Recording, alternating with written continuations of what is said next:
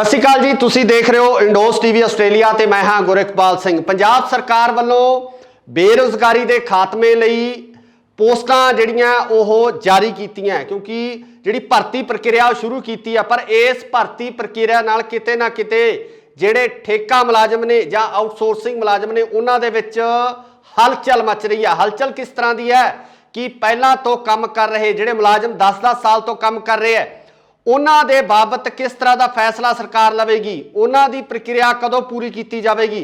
सो इस समय साडे नाल मौजूद ने ठेका संघर्ष कमेटी के जो मैंबर ने, स्टेट मैंबर ने रमनदीप मान, वो साडे नाल मौजूद ने। रमन, बहुत बहुत स्वागत है तुहाडा इंडोस टीवी ते।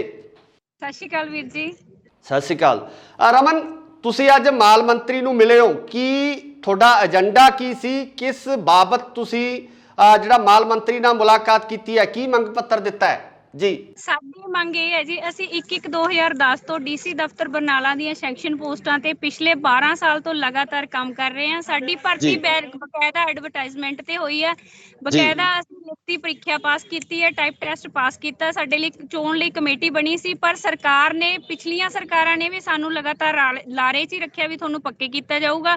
ਹੁਣ ਨਵੀਂ ਸਰਕਾਰ ਬਣੀ ਸੀ ਤਾਂ ਮਾਨਯੋਗ ਮੁੱਖ ਮੰਤਰੀ ਭਗਵੰਤ ਸਿੰਘ ਮਾਨ ਕਹਿੰਦੇ ਸੀ ਕਿ ਮੇਰਾ ਹਰਾ ਪੈਨ ਆ ਜੋ ਉਹ ਇਹਨਾਂ ਠੇਕਾ ਮੁਲਾਜ਼ਮਾਂ ਨੂੰ ਪੱਕੇ ਕਰਨ ਲਈ ਚੱਲੇਗਾ, ਤੇ ਉਹਨਾਂ ਨੇ ਸਾਨੂੰ ਪੱਕੇ ਕਰਨ ਦੀ ਬਜਾਏ ਵੱਖ-ਵੱਖ ਵਿਭਾਗਾਂ ਦੇ ਵਿੱਚ ਨਵੀਂ ਭਰਤੀ ਸ਼ੁਰੂ ਕਰ ਦਿੱਤੀ ਹੈ, ਜਿਹਦੇ ਵਿੱਚ ਕਿ ਸਾਡੇ ਡੀਸੀ ਦਫ਼ਤਰ ਬਰਨਾਲਾ ਦੀਆਂ ਅਸੀਂ 24 ਪੋਸਟਾਂ ਤੇ ਕਲਰਕ ਕੰਮ ਕਰ ਰਹੇ ਹਾਂ।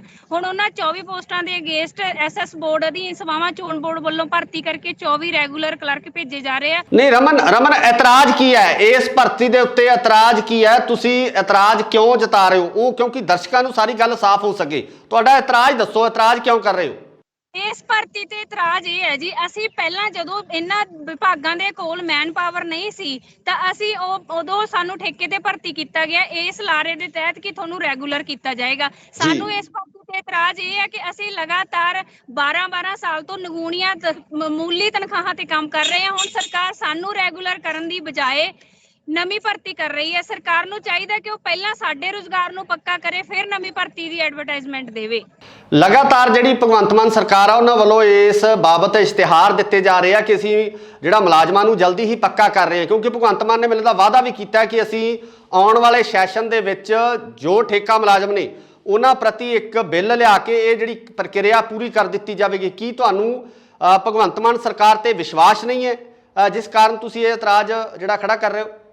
ਨਹੀਂ ਜੀ ਨਹੀਂ, ਹੁਣ ਸਾਨੂੰ ਇਹ ਸਰਕਾਰ ਤੇ ਵਿਸ਼ਵਾਸ ਬਿਲਕੁਲ ਨਹੀਂ ਹੈਗਾ, ਕਿਉਂਕਿ ਜੇ ਸਰਕਾਰ ਨੇ ਪਹਿਲੀ ਸਭ ਤੋਂ ਸਰਕਾਰ ਦੀ ਸਟੇਟਮੈਂਟ ਇਹ ਸੀ ਤੇ ਸਾਡੇ ਨਾਲ ਚੋਣਾਂ ਤੋਂ ਪਹਿਲਾਂ ਲਿਖਤੀ ਵਾਅਦੇ ਵੀ ਕੀਤੇ ਸੀ ਸਰਕਾਰ ਨੇ ਕਿ ਅਸੀਂ ਬੇਰੁਜ਼ਗਾਰ ਜਿਹੜੇ ਕੱਚੇ ਕਾਮੇ ਉਹਨਾਂ ਨੂੰ ਪੱਕੇ ਕਰਾਂਗੇ। ਸਰਕਾਰ ਨੂੰ ਚਾਹੀਦਾ ਪਹਿਲਾਂ ਕੱਚੇ ਕਾਮਿਆਂ ਨੂੰ ਜਿਹੜੇ ਵੱਖ-ਵੱਖ ਵਿਭਾਗਾਂ 'ਚ ਪਿਛਲੇ ਲੰਮੇ ਸਾਲਾਂ ਸਮੇਂ ਤੋਂ ਬੈਠੇ ਆ ਉਹਨਾਂ ਨੂੰ ਪੱਕੇ ਕਰੇ, ਫਿਰ ਅਗਲੇ ਮਤਲਬ ਕਿ ਕੱਚੀਆਂ ਅਸਾਮੀਆਂ ਨੂੰ ਭਰਨ ਲਈ ਫਿਰ ਇਸ਼ਤਿਹਾਰ ਦੇਣਾ ਚਾਹੀਦਾ ਸੀ। ਇਸ ਲਈ ਸਾਨੂੰ ਇਹ ਸਰਕਾਰ ਤੋਂ ਉਮੀਦ ਨਹੀਂ ਹੈਗੀ ਤੇ ਉਮੀਦ ਜਤਾਉਂਦੇ ਆ ਕਿ ਸਰਕਾਰ ਸਾਨੂੰ ਸੰਘਰਸ਼ ਦੇ ਰਾਹ ਪੈਣ ਤੋਂ ਪਹਿਲਾਂ ਸਾਡੀਆਂ ਪੋਸਟਾਂ ਤੇ ਪੱਕੀ ਭਰਤੀ ਕਰਨ ਦੀ ਬਜਾਏ ਸਾਨੂੰ ਪੱਕੇ ਕਰੇਗੀ। ਰਮਨ, ਇੱਕ ਸਵਾਲ ਖੜਾ ਹੁੰਦਾ ਹੈ, ਟਨਿਓਰ ਜਿਹੜੇ ਲੰਘ ਜਾਂਦੇ ਆ, ਸਰਕਾਰਾਂ ਆਉਂਦੀਆਂ ਚਲੀਆਂ ਜਾਂਦੀਆਂ, ਮੁੱਖ ਮੰਤਰੀ ਬਦਲ ਜਾਂਦੇ ਆ, ਪੱਗਾਂ ਦੇ ਰੰਗ ਬਦਲ ਜਾਂਦੇ ਆ, ਕੱਚੇ ਕਾਮਿਆਂ ਦਾ ਜਿਹੜਾ ਭਵਿੱਖ ਹੈ ਉਹ ਉਸੇ ਤਰ੍ਹਾਂ ਹੀ ਬਰਕਰਾਰ ਰਹਿੰਦਾ ਹੈ, ਉਹਨਾਂ ਦੀ ਜੱਦੋ-ਜਹਿਦ ਉਸੇ ਤਰ੍ਹਾਂ ਹੀ ਬਰਕਰਾਰ ਰਹਿੰਦੀ ਆ। ਅਕਾਲੀ ਦਲ ਦੀ ਸਰਕਾਰ ਰਹੀ ਹੈ, 10 ਸਾਲ ਅਕਾਲੀ ਦਲ ਨੇ ਰਾਜ ਕੀਤਾ ਹੈ, ਕੱਚੇ ਕਾਮਿਆਂ ਬਾਰੇ ਕੋਈ सख्त फैसला नहीं लिया गया। 2016 का एक्ट बनाया गया, वो भी उदों बनाया गया जो सरकार बिल्कुल जान वाली सी। हुण कांग्रेस सरकार की गल करिए तो वह भी अपने 5 साल राज करके लंघ चुकी है, जा चुकी है, उदों भी इन्हां कामियां की सुनवाई नहीं हुई। कारण की है? आखिर सरकारां कच्चे कामियां प्रति जां ठेका मुलाजमां प्रति सुहिरदता क्यों नहीं दिखा रही है? की कारण मनदे हो तुसीं इस पिछे? सर, ਅਸੀਂ ਤਾਂ ਲਗਾਤਾਰ ਸੰਘਰਸ਼ ਕਰ ਰਹੇ ਹਾਂ। ਅਸੀਂ ਤਾਂ ਇਹ ਹੁਣ ਆਮ ਆਦਮੀ ਪਾਰਟੀ ਦੀ ਸਰਕਾਰ ਆਈ ਹੈ, ਸਾਨੂੰ ਤਾਂ ਇਹ ਲੱਗਦਾ ਕਿ ਸਿਰਫ ਲੋਗੋ ਬਦਲਿਆ, ਪਾਰਟੀ ਲੋਗੋ, ਪਾਰਟੀਆਂ ਨੀਤੀਆਂ ਸਭ ਪਾਲਿਸੀਆਂ ਨੀਤੀਆਂ ਉਹੀ ਪੁਰਾਣੀਆਂ ਨੇ। ਪਤਾ ਨਹੀਂ ਕਿ ਸਰਕਾਰ ਕਾਰਪੋਰੇਟ ਘਰਾਣਿਆਂ ਦੇ ਹੱਥਾਂ 'ਚ ਚੱਲਦੀ ਹੈ ਜੋ ਠੇਕੇਦਾਰੀ ਸਿਸਟਮ ਨੂੰ ਖਤਮ ਹੀ ਨਹੀਂ ਕਰਨਾ ਚਾਹੁੰਦੀ। ਪਤਾ ਨਹੀਂ ਸਰਕਾਰ ਦੀ ਇਹਦੇ ਪਿੱਛੇ ਮਨਸਾ ਕੀ ਹੈ, ਕਿਉਂ ਕੱਚੇ ਕਾਮਿਆਂ ਨੂੰ ਇਸ ਇੰਨੀ ਮਹਿੰਗਾਈ ਦੇ ਦੌਰ ਵਿੱਚ ਇੰਨੀ ਮੰਦੀ ਦੀ ਹਾਲਤ ਵਿੱਚੋਂ ਗੁਜ਼ਰਨਾ ਪੈ ਰਿਹਾ ਹੈਗਾ। 1000 ਤੋਂ ਉੱਪਰ ਦਾ ਸਿਲੰਡਰ ਆਉਂਦਾ ਜੀ, 10,000 ਰੁਪਏ ਤਨਖਾਹ ਨਾ, ਅਸੀਂ ਫੀਸਾਂ ਵੀ ਬਰੋਬਰ ਭਰਦੇ ਹਾਂ ਜਿਹੜੀਆਂ ਵਧੀਆ ਨੇਗੀਆਂ, ਬਿਜਲੀ ਬਿੱਲ ਵੀ ਬਰੋਬਰ ਭਰਦੇ ਹਾਂ, ਸਾਨੂੰ ਕੋਈ ਸਪੈਸ਼ਲ ਰਿਬੇਟ ਨਹੀਂ। ਸਾਡੇ ਨਾਲ ਦਫ਼ਤਰ ਦੇ ਵਿੱਚ ਬੈਠਾ ਇੱਕ ਮੁਲਾਜ਼ਮ 60,000 65,000 ਰੁਪਏ ਤਨਖਾਹ ਲੈਂਦਾ, ਉਹੀ ਕੰਮ ਉਹੀ ਸਮੇਂ 'ਚ ਅਸੀਂ ਨਿਪਟਾਉਂਦੇ ਹਾਂ, ਅਸੀਂ 10,000 ਰੁਪਏ ਤਨਖਾਹ ਲੈਂਦੇ ਹਾਂ। ਪਤਾ ਨਹੀਂ ਸਰਕਾਰ ਕਿਉਂ ਚਾਹੁੰਦੀ ਹੈ, ਕਿਉਂ ਇਹਨੂੰ ਨਿਰਾਸ਼ਾ 'ਚ ਲੈ ਕੇ ਜਾਂਦੇ ਆ ਵੀ ਜਿਹੜੇ ਅੱਜ ਦੀ ਨੌਜਵਾਨ ਪੀੜ੍ਹੀ ਆ ਉਹ ਦਿਨੋਂ ਦਿਨ ਨਿਰਾਸ਼ਾ 'ਚ ਜਾ ਰਹੀ ਹੈ। ਸਾਡੇ 'ਚ ਵੀ ਬਹੁਤ ਨਿਰਾਸ਼ਾ, ਕਿਉਂਕਿ ਸਾਡੇ ਰੁਜ਼ਗਾਰ ਤੇ ਤਲਵਾਰ ਚੱਲਣ ਵਾਲੀ ਹੈ, ਅਸੀਂ ਵੀ ਨਿਰਾਸ਼ਾ ਦੇ ਦੌਰ 'ਚ ਹੀ ਗੁਜ਼ਰ ਰਹੇ ਹਾਂ। ਰਮਨ, ਇੱਕ ਸਵਾਲ ਹੋਰ ਹੈ। ਸਰਕਾਰੀ ਵਿਭਾਗਾਂ ਦੇ ਵਿੱਚ ਤੁਸੀਂ ਕੰਮ ਕਰਦੇ ਹੋ, ਵੱਖ-ਵੱਖ ਵਿਭਾਗਾਂ ਦੇ ਵਿੱਚ ਨੌਕਰੀਆਂ ਕਰ ਰਹੇ ਹੋ।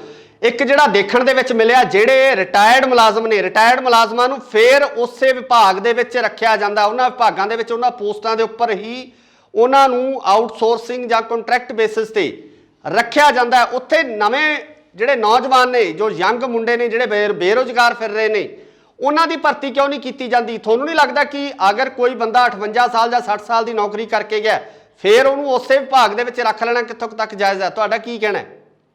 ਬਿਲਕੁਲ ਜਾਇਜ਼ ਨਹੀਂ ਸਰ, ਉਹ ਪੈਨਸ਼ਨ ਲੈ ਰਿਹਾ, ਉਹ ਪੈਨਸ਼ਨ ਨਾਲ ਆਪਣਾ ਗੁਜ਼ਾਰਾ ਕਰ ਸਕਦਾ ਵਧੀਆ ਤਰੀਕੇ ਨਾਲ। ਜਿਹੜਾ ਬੇਰੁਜ਼ਗਾਰ ਆ ਉਹਨੂੰ ਰੁਜ਼ਗਾਰ ਦਿੱਤਾ ਜਾਵੇ। ਲਗਾਤਾਰ ਨੌਜਵਾਨ ਆ ਸਾਡੇ ਜਾਂ ਖੁਦਕੁਸ਼ੀਆਂ ਦੇ ਰਾਹ ਜਾਂ ਚਿੱਟੇ ਦੇ ਰਾਹ ਜਾਂ ਕਿਸੇ ਹੋਰ ਤਰ੍ਹਾਂ ਨਾਲ ਆਪਦੀ ਜ਼ਿੰਦਗੀ ਨੂੰ ਖਤਮ ਕਰ ਰਹੇ ਆ, ਕੁਝ ਵਿਦੇਸ਼ਾਂ ਦੇ ਰਾਹ ਪਏ ਹੋਏ ਟੇਢੇ ਪਿੰਗੇ ਤਰੀਕਿਆਂ ਨਾਲ। ਤਾਂ ਸਰਕਾਰ ਨੂੰ ਚਾਹੀਦਾ ਬੇਰੁਜ਼ਗਾਰਾਂ ਨੂੰ ਰੁਜ਼ਗਾਰ ਦੇਵੇ। ਜਿਹੜੇ ਪਹਿਲਾਂ ਹੀ ਆਲਰੇਡੀ ਪੈਨਸ਼ਨ ਲੈ ਚੁੱਕੇ ਹੈਗੇ ਮੁਲਾਜ਼ਮ, ਉਹਨਾਂ ਨੂੰ ਤਾਂ ਪੈਨਸ਼ਨ ਨਾਲ ਉਹਨਾਂ ਦਾ ਗੁਜ਼ਾਰਾ ਹੋ ਰਿਹਾਗਾ। ਸੋ ਬੇਰੁਜ਼ਗਾਰੀ ਖਤਮ ਕਰਨੀ ਹੈ ਤਾਂ ਬੈਟਰ ਤਰੀਕਾ ਜਿਹੜੇ ਕੱਚੇ ਮੁਲਾਜ਼ਮ ਉਹਨਾਂ ਨੂੰ ਪੱਕੇ ਕਰਨ, ਰਹਿੰਦੀਆਂ ਪੋਸਟਾਂ ਤੇ ਲਗਾਤਾਰ ਸਰਕਾਰ ਭਰਤੀ ਕਰੇ, ਫੇਰ ਹੀ ਬੇਰੁਜ਼ਗਾਰੀ ਖਤਮ ਹੋ ਸਕਦੀ ਹੈ। ਹੁਣ ਲਗਾਤਾਰ ਪਿਛਲੇ 5 ਸਾਲ ਕੋਈ ਭਰਤੀ ਨਹੀਂ ਆਈ। ਸ਼ਾਇਦ ਅਸੀਂ ਵੀ ਓਵਰਏਜ ਨਾ ਹੁੰਦੇ, ਜਿਹੜੇ ਡੀਸੀ ਦਫ਼ਤਰ ਬਰਨਾਲਾ ਦੇ ਅਸੀਂ ਕਰਮਚਾਰੀ ਹਾਂ, ਅਸੀਂ ਵੀ ਓਵਰਏਜ ਨਾ ਹੁੰਦੇ, ਅਸੀਂ ਵੀ ਉਸ ਭਰਤੀ 'ਚ ਸਿਲੈਕਟ ਹੋ ਸਕਦੇ ਸੀ। ਪਰ 5 ਸਾਲ ਭਰਤੀ ਨੂੰ ਬੀਤਦਿਆਂ ਆਲੂਵਾਲੀਆ ਕਮਿਸ਼ਨ ਦੀ ਰਿਪੋਰਟ ਸੀ ਕਿ 1 ਲੱਖ ਭਰਤੀ ਕੀਤੀ ਜਾਊਗੀ। 1 ਲੱਖ ਕੀ 1000 ਵੀ ਭਰਤੀ ਨਹੀਂ ਕੀਤੀ ਗਈ। ਉਹਨਾਂ 5 ਸਾਲਾਂ 'ਚ ਅਸੀਂ ਓਵਰਏਜ ਹੋ ਚੁੱਕੇ ਹਾਂ। ਹੁਣ ਨਵੀਂ ਸਰਕਾਰ ਆਈ ਹੈ ਜਿਹੜੀ ਆਮ ਆਦਮੀ ਪਾਰਟੀ ਦੀ, ਉਹ ਮੁੱਖ ਮੰਤਰੀ ਭਗਵੰਤ ਮਾਨ ਜੀ ਨੇ ਐਲਾਨ ਕਰਤਾ 26,000 ਪੋਸਟਾਂ ਕਰਦੇ ਆ। ਕਿ ਉਹਨਾਂ ਨੇ ਕਿਸੇ ਵਿਭਾਗਾਂ ਤੋਂ ਰਿਪੋਰਟ ਲਈ ਆ ਕਿ ਤੁਹਾਡੇ ਵਿਭਾਗ 'ਚ ਕਿੰਨੇ ਕੱਚੇ ਕੰਮ ਆ, ਕਿੰਨੇ ਓਵਰਏਜ ਹੋ ਚੁੱਕੇ ਆ, ਕਿੰਨੇ ਇਸ ਆਸ ਬੈਠੇ ਆ ਕਿ ਸਾਨੂੰ ਪੱਕਾ ਰੁਜ਼ਗਾਰ ਮਿਲੂਗਾ? ਇਹ ਕੋਈ ਰਿਪੋਰਟ ਨਹੀਂ ਲੈਤੀ। ਵਿਭਾਗਾਂ ਤੋਂ ਖਾਲੀ ਪੋਸਟਾਂ ਦੀ ਰਿਪੋਰਟ ਲੈ ਲਈ ਆ ਤੇ ਸਾਡੇ ਵਿਭਾਗਾਂ ਨੇ ਵੀ ਸਾਨੂੰ ਇਗਨੋਰ ਕਰਕੇ ਖਾਲੀ ਪੋਸਟਾਂ ਭੇਜਤੀਆਂ। ਉਹਨਾਂ ਨੇ ਇਹ ਨਹੀਂ ਦੱਸਿਆ ਵੀ ਪਿਛਲੇ 12 ਸਾਲਾਂ ਤੋਂ ਸਾਡੀ ਮੈਨ ਪਾਵਰ ਇੱਥੇ ਕੰਮ ਕਰ ਰਹੀ ਹੈ ਪੇਸ਼ੇਵਰ ਸੇਵਾਵਾਂ ਰਾਹੀਂ, ਪਰ ਉਹਨੂੰ ਇਗਨੋਰ ਕਰ। ਜੀ ਤੁਹਾਨੂੰ ਹੁਣ ਕੀ ਆਸ਼ਵਾਸਨ ਦਿੱਤਾ ਗਿਆ ਮੰਤਰੀ ਸਾਹਿਬ ਵੱਲੋਂ, ਜਿੰਪਾ ਜੀ ਵੱਲੋਂ ਕੀ ਆਸ਼ਵਾਸਨ ਦਿੱਤਾ ਗਿਆ, ਕੀ ਕਿਹਾ ਗਿਆ? ਅਸੀਂ ਮਾਲ ਮੰਤਰੀ ਜੀ ਨੂੰ ਅੱਜ ਪਹਿਲੀ ਵਾਰ ਮਿਲੇ ਆ, ਸਾਡੇ ਮਹਿਕਮੇ ਦੇ ਮੰਤਰੀ ਆ। ਉਹਨਾਂ ਨੇ ਸਾਡੇ ਸਾਹਮਣੇ ਸਾਡੇ ਵਿੱਤ ਸਕੱਤਰ ਮਾਲ ਜੀ ਨਾਲ ਵੀ ਗੱਲ ਕੀਤੀ ਹੈਗੀ ਤੇ ਸਾਡੇ ਜਿਹੜੇ ਅਧੀਨ ਸੇਵਾਵਾਂ ਚੋਣ ਬੋਰਡ ਦੇ ਚੇਅਰਮੈਨ ਨੇਗੇ ਕ੍ਰਿਸ਼ਨ ਕੁਮਾਰ ਜੀ, ਉਹਨਾਂ ਨਾਲ ਵੀ ਫੋਨ ਤੇ ਗੱਲ ਕੀਤੀ। ਇਹਨਾਂ ਨੇ ਸਾਨੂੰ ਵਿਸ਼ਵਾਸ ਦਿਵਾਇਆ ਗਾ ਕਿ ਜਲਦੀ ਤੁਹਾਡਾ ਮਸਲਾ ਹੱਲ ਕਰ ਦਾਂਗੇ। ਤੇ ਸਾਡਾ ਵੀ ਇਹੀ ਕਹਿਣਾ ਗਾ ਵੀ ਜੇ ਤਾਂ ਸਾਡਾ ਮਸਲਾ ਹੱਲ ਹੁੰਦਾ ਗਾ, ਸਾਡਾ ਰੁਜ਼ਗਾਰ ਸੁਰੱਖਿਅਤ ਹੁੰਦਾ ਤੇ ਸਾਨੂੰ ਰੈਗੂਲਰ ਕਰਦੀ ਹੈ ਸਰਕਾਰ, ਠੀਕ ਹੈ। ਨਹੀਂ ਤਾਂ ਅਸੀਂ ਪਹਿਲੇ ਹੀ ਮਰੇ ਪਏ ਆ। ਸਾਡੇ ਤਾਂ ਪਹਿਲੇ ਹੀ ਮਤਲਬ ਕਿ ਅਸੀਂ ਟੈਨਸ਼ਨ 'ਚ ਗੁਜ਼ਰ ਰਹੇ ਆ। ਅਸੀਂ ਪਰਿਵਾਰਾਂ ਤੇ ਬੱਚਿਆਂ ਸਮੇਤ ਸੜਕਾਂ ਤੇ ਬੈਠਣ ਲਈ ਮਜਬੂਰ ਹੋਵਾਂਗੇ, ਫਿਰ ਉਹਦੀ ਜ਼ਿੰਮੇਵਾਰੀ ਸਰਕਾਰ ਦੀ ਹੋਵੇਗੀ। ਸੰਘਰਸ਼ ਪਹਿਲਾਂ ਵੀ ਬਹੁਤ ਹੋਏ ਆ ਰਮਨ, ਪਹਿਲਾਂ ਵੀ ਲੰਮਾ ਸੰਘਰਸ਼ ਠੇਕਾ ਮੁਲਾਜ਼ਮਾਂ ਵੱਲੋਂ ਕੀਤਾ ਗਿਆ ਹੈ। ਇਹ ਸਰਕਾਰ ਨੇ ਵੀ ਇਹ ਵਾਅਦਾ ਕੀਤਾ ਸੀ ਕਿ ਅਸੀਂ ਮੁਲਾਜ਼ਮਾਂ ਨੂੰ ਜਿਹੜਾ ਸੰਘਰਸ਼ ਦੇ ਰਾਹ ਤੇ ਨਹੀਂ ਪੈਣ ਦੇਵਾਂਗੇ।